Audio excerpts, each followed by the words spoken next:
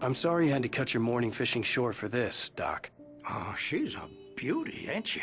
Not the biggest I ever caught, if you can believe that coming from an old fisherman like me, but she's right up there. Now, she's a largemouth bass, which is what you're after if you prefer a lure. Now, if you want either trout or salmon, on the other hand, then it's fly fishing for you. You a fishing man, Mr. Wake? Oh, doesn't really matter, I suppose. But it can be very relaxing out there. You can't get me off the water this time of year. Closest thing to heaven. I'll take your word for it, Doc.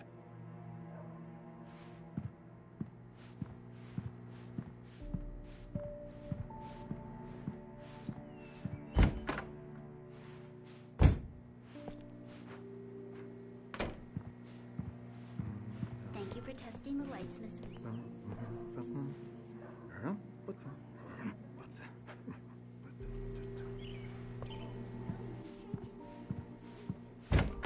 Come in, Mr. Wake. Your phone's on the desk. The battery was dead. It's charged now.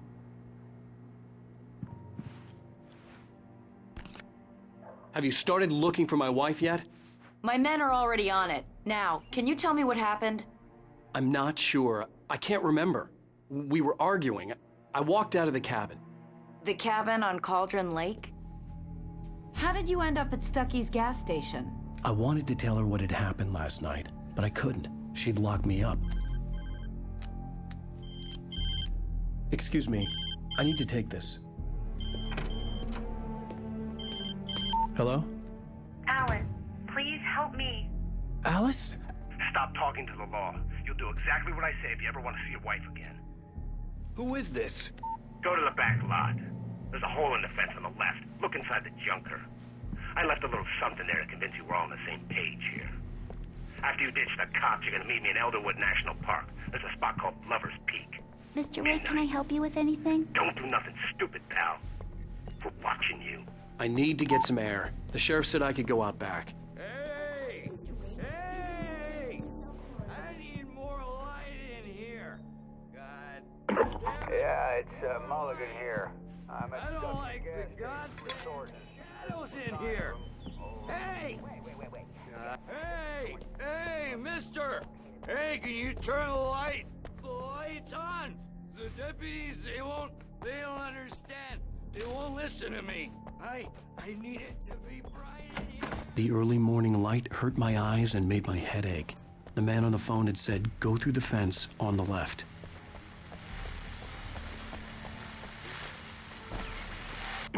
Well, folks, it's been another long night, and it's about time for me to sign off for a while. God knows I need my beauty sleep. Just one more item before I go. It's been a busy night for the sheriff's department. We've had a few broken windows, even a report of shots fired on Main Street. Deputies Mulligan and Thornton had to deal with two intoxicated young men who were celebrating the completion of their Deerfest float. Now, folks, we get this every year. I know it's exciting that the big day's almost here, but let's save it for the party and leave the gunplay for the shooting competition, huh? There's no point in getting all worked up yet.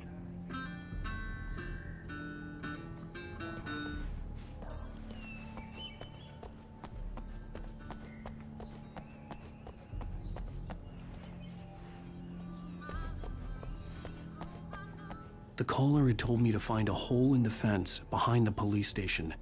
There was something for me in an abandoned car.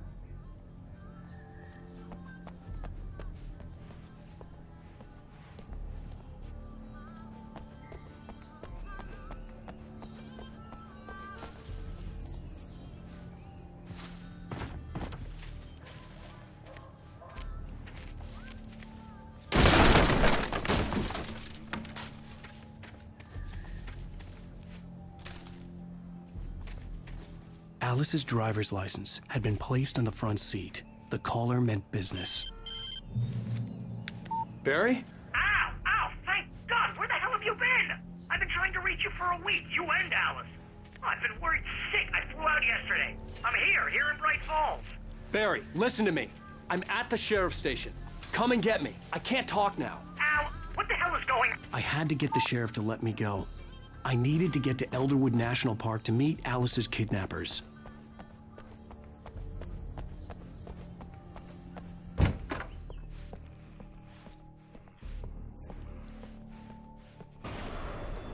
A writer is a light that reveals the world of his story from darkness, shapes it from nothingness. The way a sculptor carves a statue from a block of granite. If I stop, the world I'm making dies. Darkness will reclaim it. It's a long, hard journey into the dark. Alice's life is at stake, but I can't think about that, or I'll lose it. The dread lingers at the edge of perception. I'll push on. Anything is possible here. I'll write the story. I'll save her.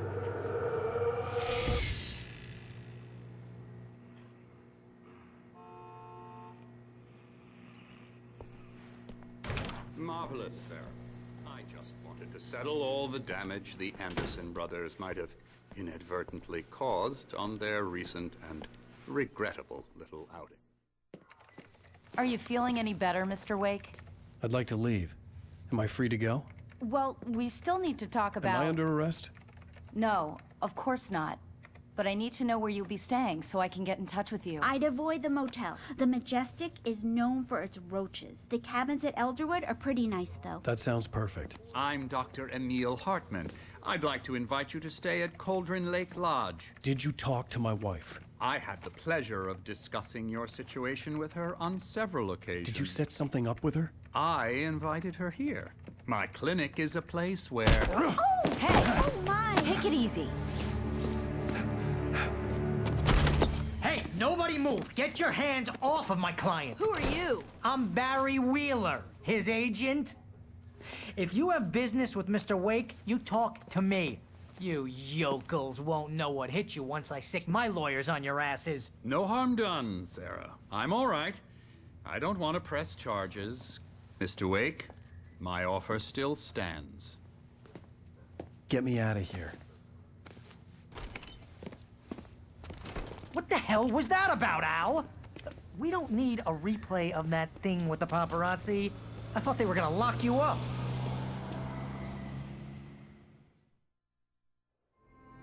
I had to talk to someone. I told Barry everything. He thought I was certifiable, but when he heard about the manuscript, I had him. The fact that I'd written something, even if I couldn't remember it, was enough for him. He smelled money. And he believed that Alice had been kidnapped. Anything beyond that was another story. I had a midnight appointment with the kidnapper in a place called Lover's Peak, somewhere in Elderwood National Park. The plan was to rent a cabin. I don't like it, Al. I don't like any of it. It's not good. In fact, it's the absolute opposite of good. Mr. Wake! Barry, you found him. Hi, Rose. Oh, wow. I was just thinking about you, too. Great. I was just bringing Rusty some coffee. He's on the balcony, looking after Max. Poor thing. I really need to go. Great to see you again, Mr. Wake. Later! Who's Max? What an airhead. Jeez, Mr. Takes a swing at everybody. This is not her fault. She's a very nice girl and, more importantly, a fan. She even has a fan site dedicated to you. And she was very helpful when I was looking for you.